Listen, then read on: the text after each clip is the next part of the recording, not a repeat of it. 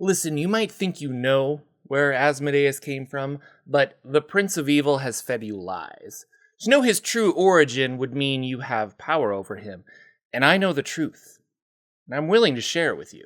Hey guys, can I show you my Hero Forge minis? This video is sponsored by Hero Forge. Hero Forge has a fantastic web interface to customize a miniature for your fantasy or sci-fi tabletop role-playing game. From dwarves to bug people, you can create some really interesting characters.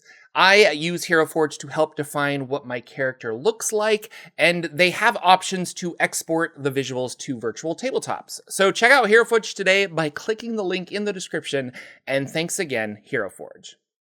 Okay, we get it, you like Hero Forge. Anyway, like what I was saying, I know the truth about Asmodeus. His real name is Ahriman, and he's as old as time itself.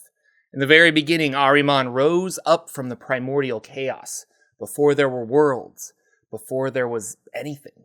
He rose up as one of the two lawful gods, the other being Jazirian, who was the only one who could rival Ahriman. The two took the form of giant serpents, and they snaked their way through the multiverse to bring law to chaos. As the two gods finished traveling, they discovered the other's tale. Jazirian had found where Ahriman had started, and Ahriman had found where Jazirian had started. The two bit the tail of the other, and a complete circle was created. This circle defined the borders of a new plane, because the two of them were the most powerful entities of law, yet one good and one evil. This new plane was completely neutral, and became known as the Outlands.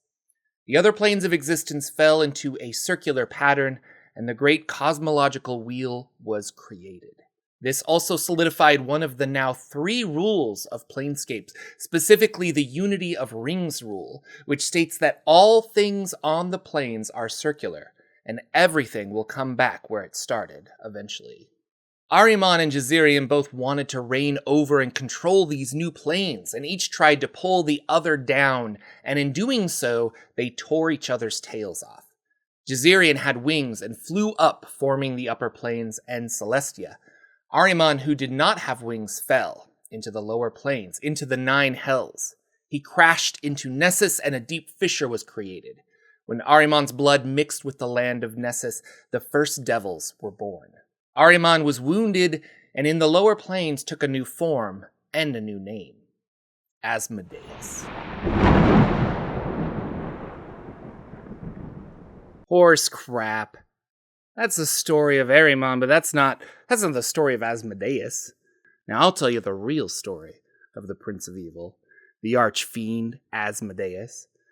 Okay, so the multiverse started as a soup of chaos, and from that chaos, demons fought one another, and they fought everything else. It was the multiverse itself that created law to combat the chaotic demons, or to bring balance or something. So the lawful powers arrived and pushed back the demons, but the gods that were doing this, they grew weary. It was a full-time job keeping the demons at bay.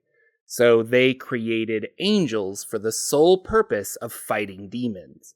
The strongest one, the most beautiful, the most intelligent of all of them, was Asmodeus. He flew in and destroyed thousands upon thousands of demons, but for every demon killed, another would reform from the chaos. Asmodeus studied the demons and took fiendish aspects from them, and he applied these aspects to himself and his legion of angels. And this increased his ability to understand and push back the demons. But the gods were not happy. Asmodeus had corrupted their angels. He was put on trial. Now, although the gods were upset with him, Asmodeus made the case that he had broken no laws, he had done nothing wrong, and he had taken care of the demons as instructed. There was no argument that Asmodeus did not have a well-thought-out counter to. Thus, he won, and he was left to his own devices. Prime Material Plane was cleansed of demons, but after a few generations, the gods realized mortals were disregarding divine law. The mortals who did not have demons to fear any longer became complacent. And Asmodeus suggested a punishment concept. Those who did not follow the divine law would be punished later on. Now that fear would keep the mortals in check. The gods agreed, but could not abide souls to be punished in their holy lawful realms. So Asmodeus proposed a torture site in the lower planes, a place called Bator. Now the problem for Asmodeus, though, is if he moved there with his angels to torture souls, he would be cut off from the divine power and magic of the gods. Asmodeus proposed a new plan, where he and his legions of angels would be given the right to take divine energy from the souls they tortured, as a substitute for not being connected to the gods. This was all documented in writing and became known as the Pact Primeval. The gods signed it, and Asmodeus set up shop in what would later become known as the Nine Hells. Asmodeus is clever, and this is probably what he wanted all along. His followers started tricking and seducing mortals so that they would go to the Nine Hells on purpose. He was farming souls for power.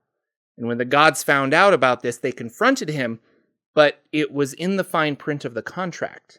Nowhere was Asmodeus forbidden from increasing his power as long as he tortured those who rejected the gods. The gods threw Asmodeus from the upper planes back into Bator, which it then broke apart and became what most believe today the Nine Hells. Asmodeus was seriously wounded, and so he doesn't leave the Nine Hells, manipulating from afar.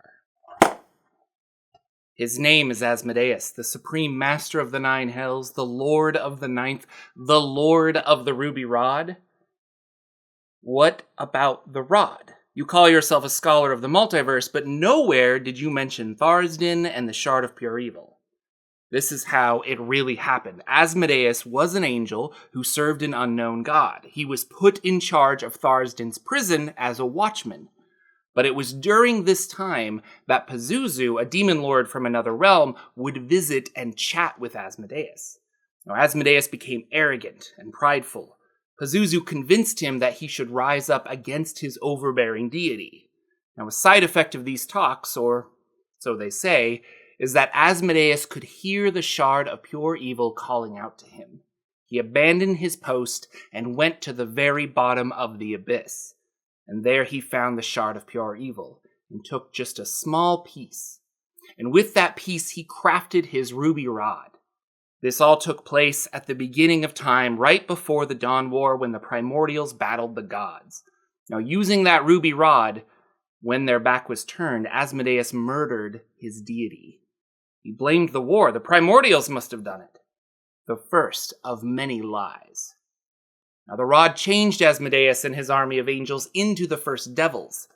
The gods cursed him to remain in Bator, where he is bound never to leave. Yet, through his army of devils, he manipulates others for their souls, for divine power. You're all wrong. Asmodeus goes by many names. Cloven, the Old Hoof and Horn, the Raging Fiend, the Lord of Nessus, but you've forgotten the most important title. Asmodeus is the Lord of Lies, and you're a fool if you believe anything you hear about Asmodeus. Thanks for watching, everyone. If you enjoyed this video, I'd love to have you subscribe. Thanks again to Hero Forge for sponsoring this video. And if you're curious about devils and Dungeons & Dragons, here's a video I think you'll enjoy, and YouTube thinks that you'll enjoy this one. Thank you for watching, and remember, don't believe everything you hear.